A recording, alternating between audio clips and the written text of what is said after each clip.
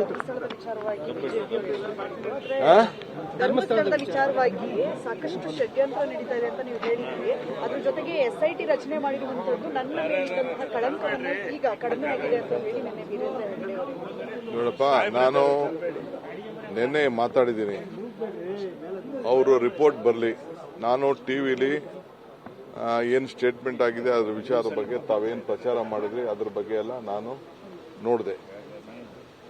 ಈಗ ಇನ್ನು ನನಗೆ ಫೈನಲ್ ರಿಪೋರ್ಟ್ ಬರೋವರೆಗೂ ಇದ್ರ ಬಗ್ಗೆ ಮಾತಾಡೋದ್ರಲ್ಲಿ ಅರ್ಥ ಇಲ್ಲ.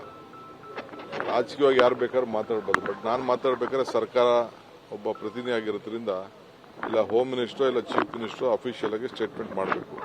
ರಿಪೋರ್ಟ್ ಬರಲಿ, ಆಮೇಲೆ ಮಾತಾಡ್ತೀವಿ. ಬಟ್ ವಾಸ್ತವಾಂಶ ಏನು ಅಂತ ಜನಕ್ಕೆ ಅರಿವು ಮಾಡಬೇಕು ಅನ್ನೋದು ನಮ್ಮೆಲ್ಲರ ಆಸೆ. ಸರ್, ಈಗ ಸುಪ್ರೀಂ ಕೋರ್ಟ್ ಅಲ್ಲಿ ಅರ್ಜಿ ಹಾಕಿ ವಜಾಗಿದ್ರು ಕೂಡ ಸರ್ಕಾರದ ದಾರಿ ತಪ್ಪಿಸುವಂತ ಕೆಲಸ ಮಾಡಿದ್ರೆ ಅವ್ರ ವಿರುದ್ಧ ಕ್ರಮ ತಗೊಳ್ತೀರಾ? ಈಗ ಬೇಡ. ಅದು ನಮಗೆ ಸುಪ್ರೀಂ ಕೋರ್ಟ್ ಆಗಿದ್ದು ಗೊತ್ತು, ಕೇಸ್ಗೆ ಹೋಗಿದ್ದು ಗೊತ್ತು, PL ಹಾಕಿದ್ದು ಗೊತ್ತು, PL ನಡೀರಿ ಅಲ್ಲೇ ಲೋಕಲಲ್ಲಿ ಹೋಗಿ ಅಂತ ಅಂದ್ಬಿಟ್ಟು ಅವ್ರು ಬೈಕ್ ಕಳಿಸಿದ್ದು ಗೊತ್ತು. ಅದೆಲ್ಲ ನಮ್ಗೆ ಗೊತ್ತಿದೆ ಅದು.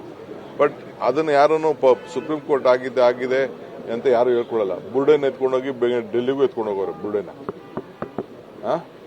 ಅದು ಕೂಡ ನಮ್ಗೆ ಮಾಹಿತಿ ಇದೆ. ಬಟ್ ಅದನ್ನ ನಾವು ಅಧಿಕೃತವಾಗಿ ಡಿಪಾರ್ಟ್ಮೆಂಟ್ ಅವರೇ ನಮಗೆ ನೋಡಿ ಇದನ್ನ ತಿಳಿಸಲಿ ಅದನ್ನು.